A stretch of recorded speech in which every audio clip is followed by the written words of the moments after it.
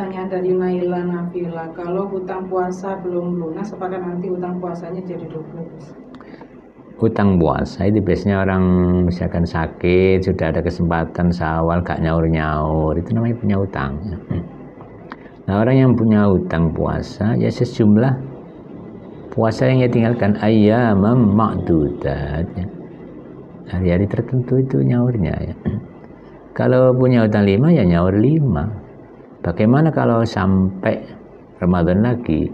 Kalau kita ada uzur, ya, ada alasan sampai Ramadan lagi belum nyaur, ya, berarti kan belum ada kesempatan, ya nggak apa-apa. Tapi kalau punya kesempatan, ya teledor sampai Ramadan gak nyaur lagi, namanya teledor.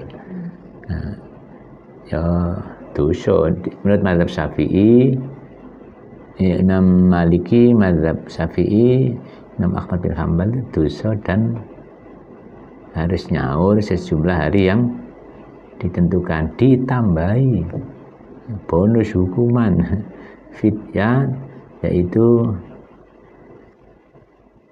memberikan sedekah makanan pokok, ya beras mungkin kalau di sini 1 mud per hari. Kalau hutangnya 5 hari, maka 5 hari plus 5 mud. 1 mud itu 6 on, ya. 6 on beras lah kita kasihkan fakir miskin, karena kita ini punya kesempatan tapi gak nyaur-nyaur, teledor. Nah itulah. Kalau mazhab Hanafi nggak usah fidyah-fidyah, nyaur tok aja cukup. Enak mazhab Hanafi itu. Wis enteng pokoknya nyaur ya wis. Sekali dendo-dendoan. Ya, saya kira itu.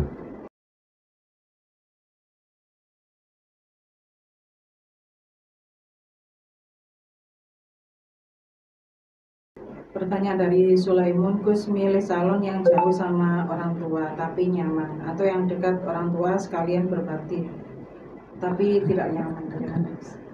Kata Mas Sulaimun, Anda dilahirkan, dibesarkan orang tua, jangan sampai menyakiti orang tua, ya.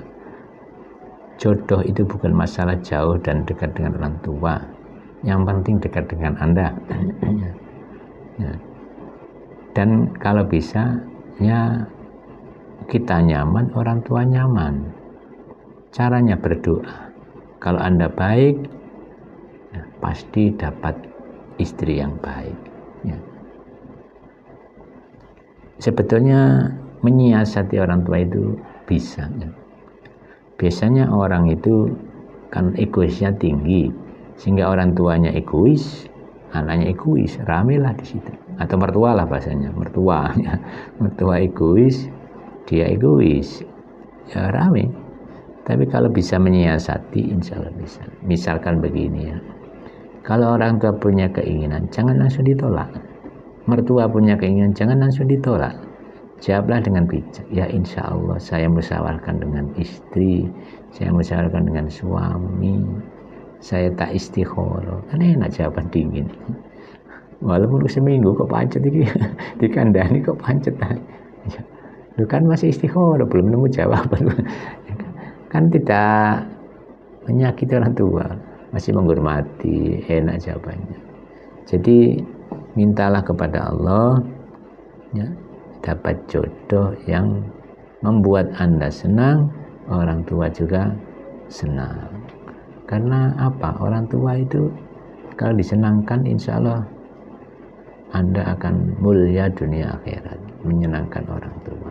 Jangan sampai menyakiti, ya.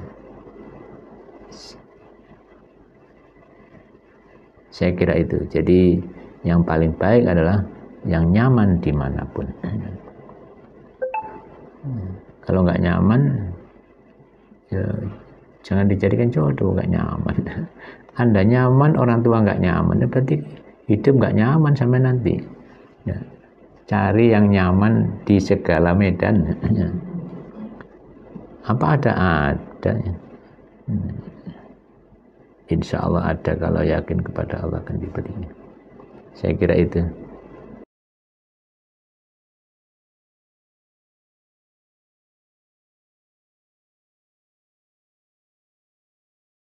Pertanyaan dari Aisyah, Gus, bolehkah sholat memakai sajadah yang tebal dan empuk supaya lututnya tidak sakit? Bolehkah sholat memakai sajadah yang tebal? Jangankan sajadah, kasur ya boleh. Mentul-mentul itu boleh. Yang penting kan gak jatuh naik. Hanya kalau empuk itu kalau sujud agak ditekan sedikit. Nah itu, maksudnya keningnya itu ya keningnya. Ya. Nah, kalau kakinya nggak bisa ditekan sudah menekan dengan bobot Anda yang segitu besar. Ya. Nah, itu nggak apa-apa. Apalagi ada alasan sakit, sajadah pakai tebal ya lebih baik mungkin. Karena terlalu atas ya loro ya. Nggak bisa khusyuk ya namanya menahan sakit. Ya justru mana kira-kira yang Anda nyaman sehingga sakitnya bisa khusyuk, tidak terasa sakit. Ditambah oleh ganjaran ya. Silakan beli sajadah yang empuk, sekarang udah banyak. Sajadah yang isi busa juga ada, sajadah yang tebal juga ada. Sesuaikan dengan anggaran yang Anda punya, budget Anda. Jadi Islam itu mudah, jangan dipersulit ya. Inna hadzal dina yusrun. Agama ini mudah, agama Islam ini. Wala yusaddad dinu illa ghalaba. Dan tidak dipersulit agama ini kecuali dia akan kesulitan sendiri. Dikalahkan oleh agama itu maksudnya kesulitan sendiri. Banyak orang yang bersulit diri. Contohnya, sholat nggak boleh di sajadah. Ya. Nggak boleh di keram, harus di dalam tanah, harus di atas permukaan tanah seperti zaman Nabi. Iya, zaman Nabi itu kan masih pasir ya maklum, belum ada biaya untuk bangunan yang begitu besar ya, masih banyak digunakan untuk perang ya, maka masjid sederhana. Nah sekarang sudah ada kotak amal, masjidnya bagus-bagus. Di tanah kan tambah banyak najis kadang-kadang, kotor, nggak bisa khusyuk. Ya mending di masjid yang bersih, jelas suci, itu lebih baik lah. Ya. Karena apa? Persyaratan sholat itu ya suci, tempat, badan, pakaian, dan tempat dari najis, dari atas dan dari najis. Maka berarti tempat yang suci itulah yang seharusnya ditempati untuk sholat. Jadi saya kira itu.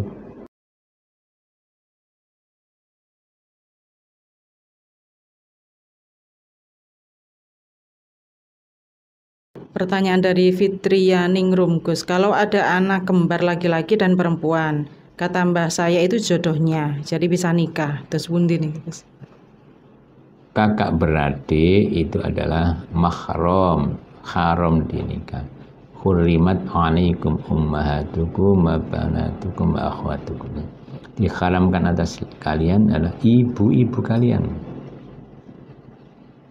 Wa banatukum, anak-anak perempuan kalian. Wa akhwatukum, saudara perempuan kalian. Jelas ya, surat An-Nisa ini jelas, mepet juz 5 ya. Nah ini nggak boleh.